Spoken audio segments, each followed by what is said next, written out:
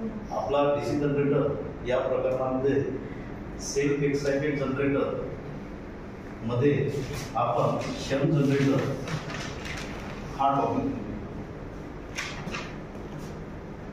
Shunt generator मध्ये जे तुम्हाला ब्लॅकबोर्डवर डायग्राम दिसत आहे यामध्ये दोन वायडिंग असतात. एक कोणती? एक आर्मेचर वायडिंग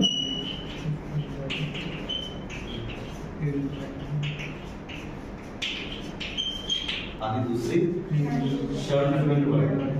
दुसरी कोणती? Shunt field winding. आता शंट फील्ड वायडिंग ही जास्त रेजिस्टन्सची असते. कशी असते? जास्त रेजिस्टन्स. आता जास्त रेजिस्टन्स म्हणजे त्या वायडिंगचा जो कंडक्टर आहे, जो तार आहे, तो कसा असतो? बारीक असतो आणि जास्त टर्नची असते. कशी असते? जेव्हा आपण सिरीज फील्ड वायडिंग पाहिली असेल तर सिरीज फील्ड वायडिंगची जे वायडिंग आहे ते कमी टर्नची आहे आणि शंट फील्ड वायडिंगची जास्त टर्नची आहे. म्हणजे शंट फील्ड वायडिंग चा जो रेजिस्टन्स आहे तो रेजिस्टन्स कसा असतो? जास्त असतो.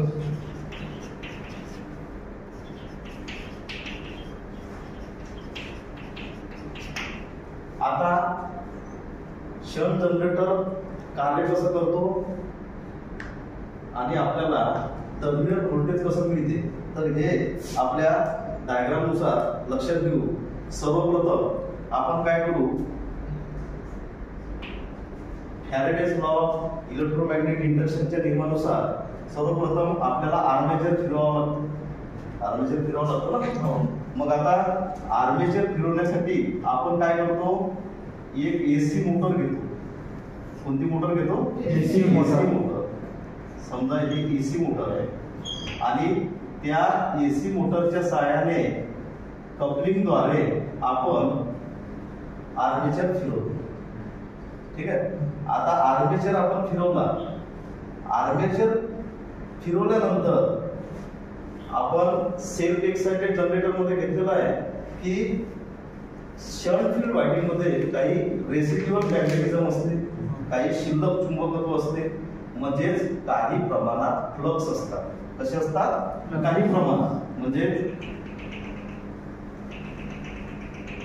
शिल्लक चुंबकत्वामुळे काही प्रमाणात फ्लक्स असतात. आता आपला आर्मेचर फिरत आहे तर आर्मेचर काय करतो? या शंट फील्ड वायडिंग मध्ये काही प्रमाणात असलेल्या ज्या फ्लक्स आहे ते आर्मेचरद्वारे कापल्या जातात आणि आर्मेचर मध्ये कमी प्रमाणात ईएमएफ निर्माण होतो. कसा तयार होतो? कमी प्रमाणात. सर्वप्रथम कमी प्रमाणात ईएमएफ निर्माण होतो.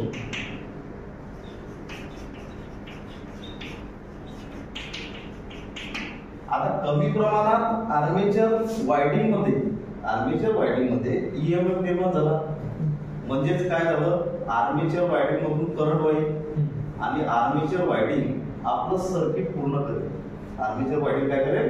आपलं सर्किट पूर्ण करेल आणि आर्मेचर वायडिंग मधून करंट वाहील. हा कोणता वायडिंग करंट आहे? IA. ठीक आहे. आता आर्मेचर वायडिंग मधून करंट वाहत आहे तर तो दोन दिशेने जाईल कारण की दोन मार्ग आहेत त्याला जाण्यासाठी. सर्वप्रथम एक जाईल शंट फील्ड वायडिंग कडे. हा करंट कोणता झाला? ISS. ठीक आहे. दुसरा करंट जाईल लोड कडे. हा झाला IO.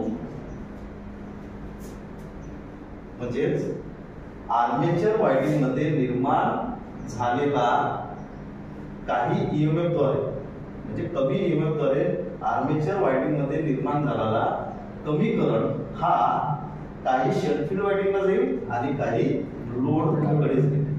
ठीक आहे. आता जेव्हा हा करंट शंट फील्ड वायडिंग मधून वाहील तर शंट फील्ड वायडिंग आपलं सर्किट पूर्ण करेल. काय करेल? शंट फील्ड वायडिंग आपलं सर्किट पूर्ण करेल म्हणजे शंट फील्ड मधून करंट वाहील. शंट फील्ड वायडिंग मधून करंट वाहील. आता शंट फील्ड वायडिंग मधून करंट जेव्हा वाहील तर शंट फील्ड वायडिंग काय करेल? स्वतःच्या फ्लक्स वाढवेल. करंट वाढला तर चुंबकीय रेषा वाढल्या, त्याचं चुंबकीय क्षेत्र वाढलं, म्हणजे जास्तीत जास्त फ्लक्स क्रिएट होईल. कशामध्ये? शंट फील्ड वायंडिंग मध्ये. आता जास्त फ्लक्स तयार झाल्या, आपला आर्मेचर फिरत आहे. आर्मेचर काय करेल? ज्या जास्तीत जास्त फ्लक्स तयार झालेले आहे त्या फ्लक्स फॅरेडेच्या लॉ ऑफ इलेक्ट्रिकल इंडक्शनच्या नियमानुसार त्या जास्तीत जास्त फ्लक्स कापेल आणि आर्मेचर मध्ये जास्तीत जास्त ईएमएफ तयार होईल ना. म्हणजे आता इथे आर्मेचर मध्ये जास्तीत जास्त ईएमएफ तयार झाला. आता हे कार्य कंटिन्यू चालू राहील. जास्त ईएमएफ आर्मेचर वायंडिंग मध्ये तयार झाला, आर्मेचर वायंडिंग मधून जास्त करंट वाहील. कुठे वाहील? काही शंट फील्ड वायंडिंगला जाईल, काही लोड करंटला जाईल. आता शंट फील्ड वायंडिंग मध्ये जास्त करंट आला तर शंट फील्ड वायंडिंग काय करेल? जास्तीत जास्त फ्लक्स तयार करेल आणि जास्तीत जास्त फ्लक्स आर्मेचरद्वारे कापल्या जाईल आणि पूर्वीपेक्षा आर्मेचर वायंडिंग मध्ये जास्तीत जास्त ईएमएफ तयार होईल. लक्षात? म्हणजेच नो लोडवर सुद्धा आपल्याला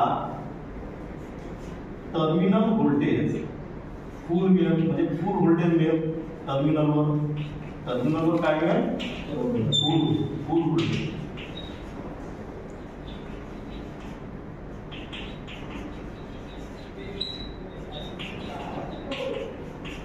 म्हणजेच काय?